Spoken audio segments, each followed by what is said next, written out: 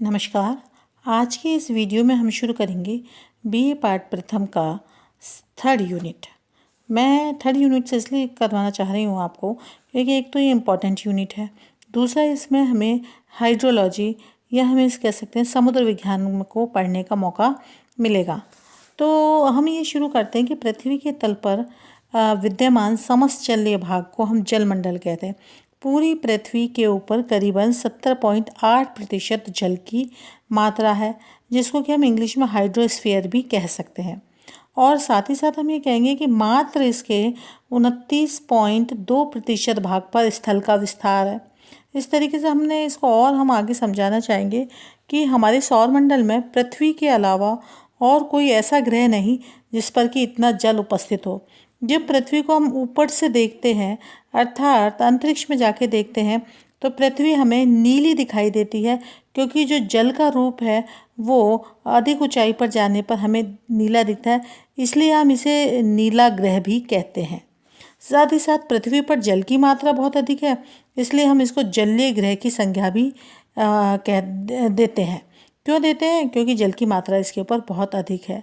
इस तरीके से पृथ्वी के जलमंडल में जल का कुल आयतन 1 अरब 25 करोड़ घन किलोमीटर है, या हम इसको कह सकते हैं कि 70.8% भाग जल से ढका हुआ है। यह जल जरूरी नहीं कि हमें बहते हुए जल के रूप में मिले, ये हमें हिमानी के रूप में मिल सकता है, ये हमें भूमिगत जल के रूप में मिल सकता है, ये हमें झीलों के रूप में मिल सकता है, ये हमें महासागरों के रूप में मिल सकता है, ये हमें नदियों के रूप में मिल सकता है। तो कुल मिलाकर इस जलीय ग्रह पर करीबन 1 अरब 25 करोड़ घन किलोमीटर जल का आयतन है। यदि इसे हम ये माने कि इस पूरे जल को एक समान रूप से पृथ्वी के तल पर फैला दिया जाए तो पूरा संसार करीबन 3.5 किलोमीटर तक या पूरी पृथ्वी के ऊपर 3.5 किलोमीटर तक मोटी परत का निर्माण हो जाएगा। अर्थात हम पृथ्वी इसके नीचे रहेगी और उसके ऊपर 3.5 किलोमीटर की परत का पानी पाया जाएगा। स्थल का अधिकांश विस्तार उत्तरी गोलार्ध में है, जबकि जल का अधिकांश विस्तार दक्षिणी गोलार्ध में है। इन्हीं के आधार पर आज हम महासागरों के नितल का उच्चावच करेंगे। जिस तरीके से धरातल के ऊपर आपको पहाड़, पर्वत, कंदराएं, मैदान और गुफाएं देखने को मिलती हैं, वैसी की वैसी आकृतियां धरातल पर समुद्र के आंतरिक भाग में भी हमें ये सब देखने को मिलता है। इनको हम बोलते हैं महासागरीय नितल का उच्चावच। महासागरीय नितल के उच्चावच की बात अगर हम करें तो इसमें उसी प्रकार की महासागरीय आकृतियां पाई जाएंगी जो कि गहराई के अनुसार निम्नलिखित है। नंबर 1, महाद्वीपीय मग्न तट, महाद्वीपीय मग्न ढाल, गंभीर सागरीय मैदान और महासागरीय गर्त हैं। तो सबसे पहले हम पढ़ते हैं महाद्वीपीय मग्न तट।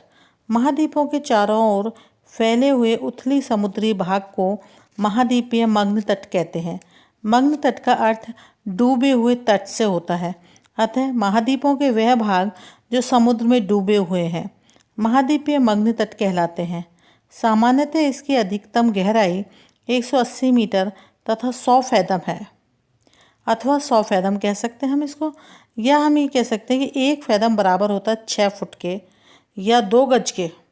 तो 1 फैदम इक्वल टू 6 फुट्स होता है।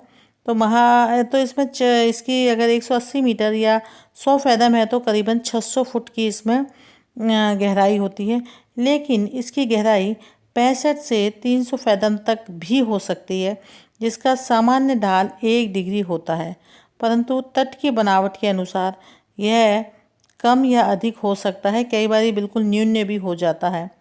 हिम नदी इसमें क्या होता है स्टूडेंट्स कि क्षेत्र के अनुसार इसमें परिवर्तन आता रहता है। ऐसा नहीं कि हमेशा एक ही तरीके की 180 मीटर की गहराई इसमें पाई जाए। क्षेत्र के अनुसार ये परिवर्तन आता है कि जहाँ पर हिमानी अधिक है या हिमनद क्षेत्र है वहाँ पर इसके अंतर्गत हिमनद क्षेत्रों में ढाल मंद होता है, जबकि जहाँ पर बहुत ढज़्यादा टेक्टोनिक प्रक्रियाएं चलती रहती हैं या टेक्टोनिक टेंशन्स होते हैं अर्थात विवर्तनिकी तनाव जहाँ होता है उन वाले क्षेत्रों में इसका ढाल बहुत तीव्र होता है। जिन भागों में तट के साथ तीव्र ढाल पाए जाते हैं या वहाँ पर पर्वत भी होते हैं, वहाँ पर भी मग्न तट का ढाल तीव्र होता है। सीधी सी बात है, जहाँ पर हिमानी है वहाँ पर तो ढाल मंद है, परंतु जहाँ पर टेक्टोनिक और साथ ही साथ पर्वतीय क्षेत्र है वहाँ पर यहाँ इसका ढाल तीव्र पाया जाता है। फॉर एग्ज़ाम्पल हम कह सकते हैं रॉकीज़ तथा एंडीज़ पर्वत के कारण उत्तरी व दक्षिणी अमेरिका के पूर्वी तट की अपेक्षा पश्चिमी तट पर ढाल तीव्र है। इसके विस्तार के संबंध में विभिन्न विद्वानों ने विभिन्न विचार व्यक्त किए हैं। अधिकांशतः विद्वानों का मत है कि महाद्वीपीय मग्न तट संपूर्ण सागरीय विस्तार के 8% क्षेत्र पर फैला हुआ है। तो हम क्या मानेंगे, इसको आप दोबारा गौर कीजिए कि 8% क्षेत्र पर ये फैला हुआ है। अंध महासागर में इसका विस्तार अधिक है। महाद्वीपीय मग्न तट अंध महासागर के 33% भाग पर फैला हुआ है, जबकि प्रशांत महासागर के 5.7% तथा हिंद महासागर के 4.2% भाग पर है। देखिए, हिंद महासागर में इसका विस्तार कम है, परंतु अगर हम दूसरा इसका पक्ष देखते हैं तो हिंद महासागर सभी महासागरों में छोटा भी है, और जबकि अंध महासागर में इसका विस्तार अधिक है। इसकी चौड़ाई तटीय भूमि के ढाल पर निर्भर करती है कि तट की भूमि का ढाल कैसा है। फॉर एग्ज़ाम्पल, जहाँ पर कम ढाल वाला मग्न तट होता है वहाँ पर यह अधिक चौड़ा होता है, जबकि अधिक ढाल वाला मग्न तट कम चौड़ा होता है। सीधी सी बात है, नियम की बात है कि जहाँ पर ढाल अधिक होगा वहाँ पर मग्न तट सकरा होगा, जहाँ पर ढाल कम होगा वहाँ पर यह चौड़ा होगा।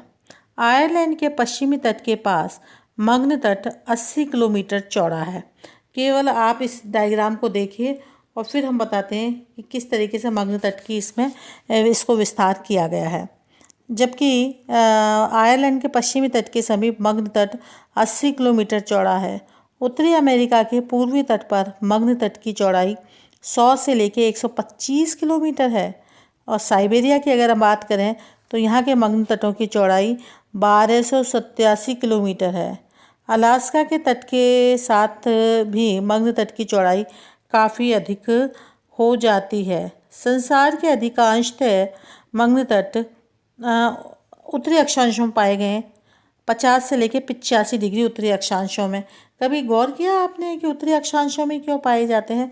क्यों पाए जाते हैं उत्तरी अक्षांशों में? क्योंकि स्थल का अधिकतम विस्तार उत्तरी अक्षांश में ही है, इसलिए उत्तरी अक्षांश को हमेशा स्थलीय गोलार्ध कहा जाता है। और दक्षिणी गोलार्ध में समुद्र का प्रभाव अधिक है, जल का प्रभाव अधिक है, जल राशियाँ अधिक हैं, इसलिए इस क्षेत्र को हम जलीय गोलार्ध भी कहते हैं। और इसी वजह से 50 डिग्री से लेकर 85 डिग्री उत्तरी अक्षांशों में यह बहुत अधिक स्थित है। महाद्वीपीय मग्न तट पर बहुत विविधता पाई जाती है। यदि कहीं पर यह सपाट मैदान है तो किसी अन्य भाग में इस पर टीले, नदी घाटियाँ, अंतः महासागरीय खड्ड भी मिलते हैं। सिंधु गंगा नदियों के मुहाने के समीप इन खंडों का पता चला है।